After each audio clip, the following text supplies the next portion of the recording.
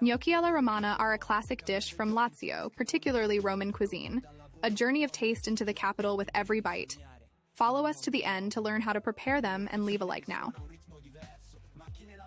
To make this recipe, we will need 250 grams of semolina, 1 liter of milk, 100 grams of butter, 100 grams of grated Parmesan, 2 egg yolks, salt, and optional nutmeg.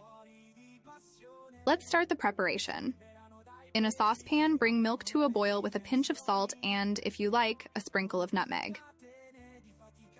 When the milk boils, pour in the semolina, raining it slowly, stirring continuously with a whisk to avoid the formation of lumps. Cook the semolina for about 10 minutes until it separates from the sides of the saucepan. Remove from the heat, incorporate the egg yolks and about 50 grams of butter, stirring well to obtain a homogeneous mixture. Spread the mixture on a damp work surface or on a tray and flatten it with a spatula or rolling pin until it's about 1.5 centimeters thick. Let it cool completely. Using a round cutter or a glass, cut out discs from the cooled semolina. Arrange the gnocchi on a buttered baking dish, overlapping them slightly. Bake in a preheated oven at 200 degrees Celsius for about 20 minutes until the surface is golden brown and crispy.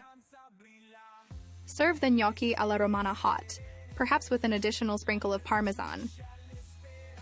Despite their name, gnocchi alla romana do not fall into the category of classic potato gnocchi, but rather into that of baked pasta dishes.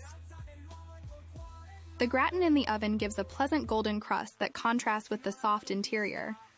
Remember to subscribe to the channel to stay updated and visit our website for more delicious recipes.